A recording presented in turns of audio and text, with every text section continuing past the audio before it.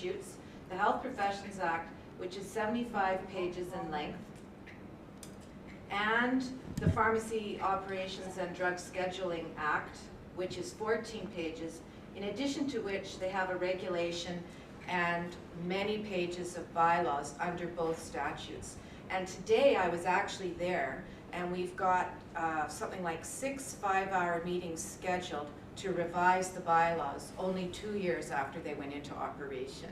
So it shows you how complex health professional regulation has become. Your group's not quite as challenging as the pharmacists because you only have the one act to worry about, but whereas they've got 2. But it gives you just an indication of how things have changed. So next slide, please. Yes, so I thought I'd talk today about the Health Professions Review Board, because that is a new part of the Health Professions Act that has a definite impact on all of the health professions. And I'll tell you what it is, and I'll give you some examples of decisions that it's made. I thought we'd talk just briefly about the amendments to the healthcare consent legislation because that's very complicated. In a speech like this, you can't really get into it in depth. And we'll talk a little bit about where the Privacy Commissioner has had some impact on professional regulation as well. Okay, so first we'll start with the Health Professions Review Board.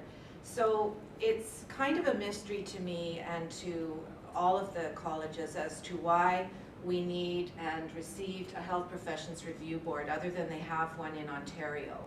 But a few years ago, the Minister of Health was doing kind of a walkabout the province, talking to various community groups about healthcare matters.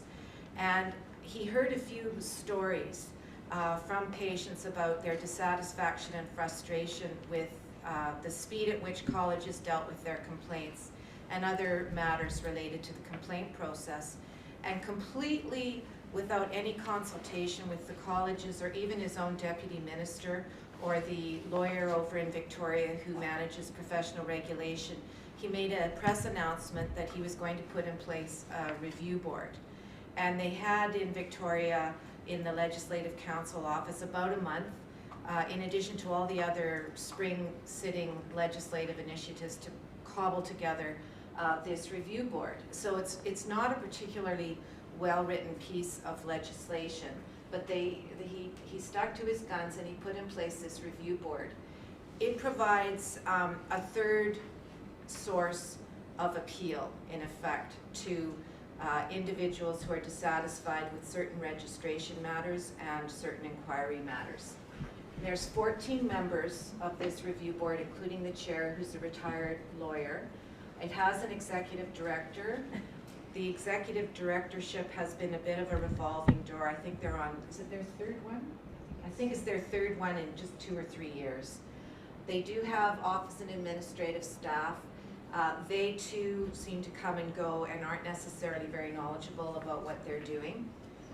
But I have to say, the members of the panel are really quite skillful in their areas. I've been quite impressed, as it turns out, with some exceptions with the decisions that they've been making.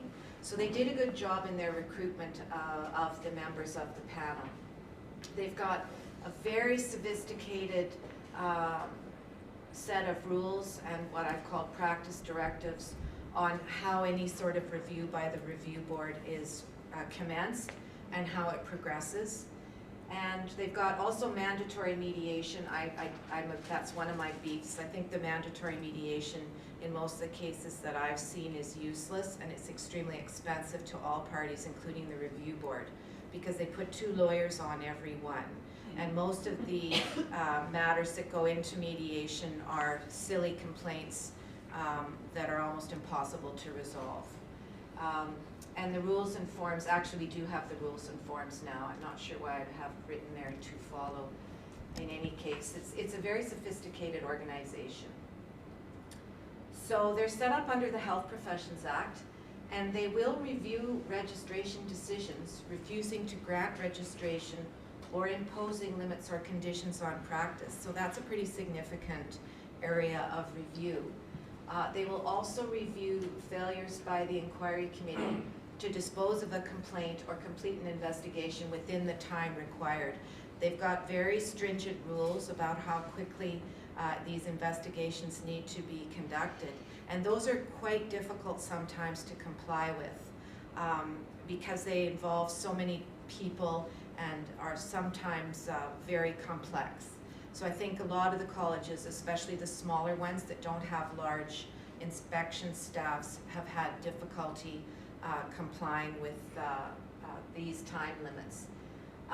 And this is the bottom bullet, is where the review board really gets involved. There's a lot of complainants out there who, when they make a complaint against a healthcare professional, and that healthcare professional's he or she doesn't have to go further. In other words, the inquiry committee decides not to pursue a complaint. There's sort of a group of complainants out there who can't live with that, and they are the ones who are doing most of the appealing under this section. Okay, next slide. Thanks. So, getting back to what happens if a college doesn't get the investigation done within the time limits, they've got to notify the review board and the registrant and the complainant that they need more time. If that date is missed, they've got to give notice again. They've got to give reasons for their delay and a new expected date of disposition.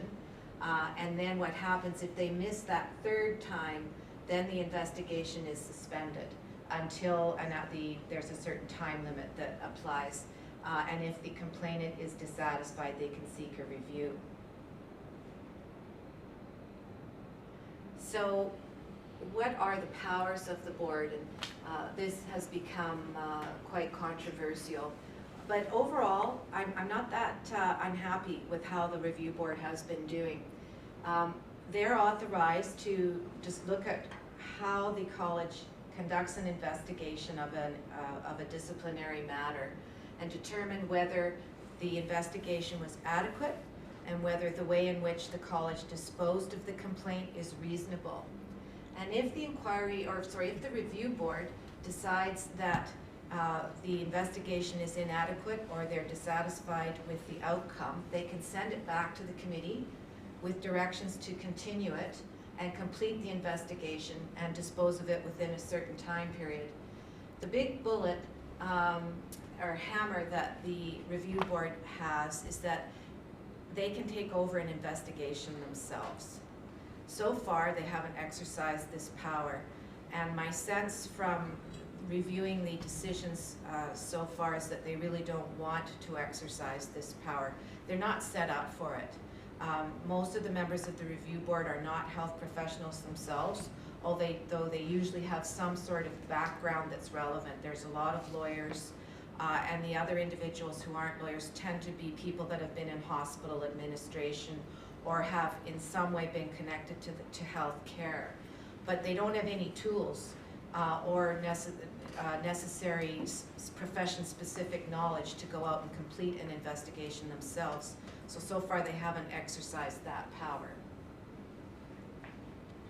So getting to the registration review, they can, with respect to a decision that's appealed imposing conditions or refusing to register someone, they can direct the committee to make another decision. They can send it back to the registration committee for reconsideration, or they can direct the committee to register a person with or without conditions. But they can only do that if they're satisfied that the committee didn't act fairly or made the decision in bad faith or for an improper purpose. So a college has to act extremely badly before the review board will require them to register someone. And so far, that has happened once. But I can't say that the college acted really badly. It was really an interpretation of their legislation where the review board and this particular college had a difference of opinion. I can tell you that there are only two reviews of registration decisions, one of which was went against the college and the other one was for the college. But there have been about 55 inquiries, complaints that have been reviewed. And of those, only one or two have gone against the college. Basically, the review board has been upholding the decisions that the inquiry committees of the different colleges have been making. That's given me a lot of comfort, because when the review board first got rolling, some of the things that were being done, and especially in the rules that they were passing and making mediation mandatory, seemed that they were a little gung-ho in favor or against the colleges. And I think that's true. I think they tend to see themselves as being the champion of a complainant or of a registrant who's not been granted registration. They do definitely have that bent. I think they interpret the legislation to give them that bent, which, you know, I don't agree with that, but that seems to be how they see it. So these good outcomes for inquiry committees give me lots of comfort. Yes, I don't know how interested you'd be in this sort of thing. This is more the procedural stuff. Basically, they can kind of do anything they want.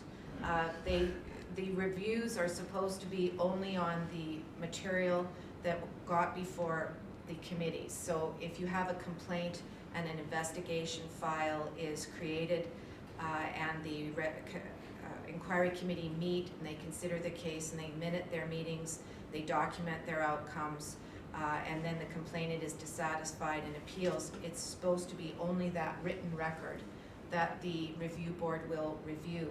But they do have the authority to hear other evidence, and they have exercised that power and heard additional evidence when reaching their conclusions, which again, that's not really how appeals are supposed to be heard, but they've got that power in the legislation and they're not afraid to use it. So after a review, they can, as we've said before, they can confirm a decision or direct the committee to make another disposition or send it back for reconsideration with directions, which applies really in both areas of registration and inquiry. So I'll just go through a few of the decisions. I don't want to bore you with too many, but you can see, in addition to the courts, this review board has a lot of clout. So, which one is this? Oh yes, this is the registration decision, the College of Chiropractors. So there was a chiropractor who tried to be quite careful. She was going to take a few years off to have her children, and she did that. And before she took her time off, she checked with the college deputy registrar to confirm what she had to do in terms of continuing education and how long she could be out without having to write the examination.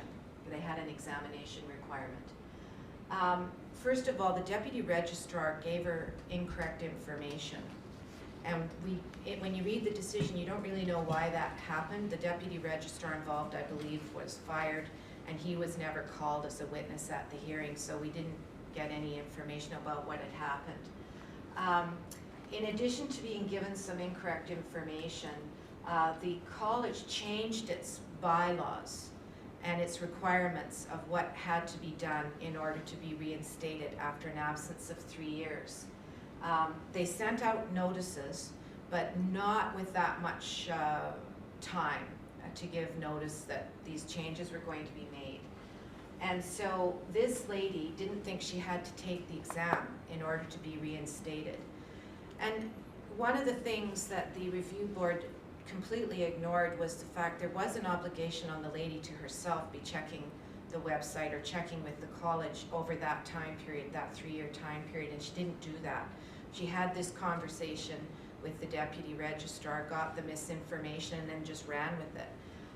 And I felt, and most people that sort of come from my side of the fence, we are all agreed that there was a duty on her to be checking herself.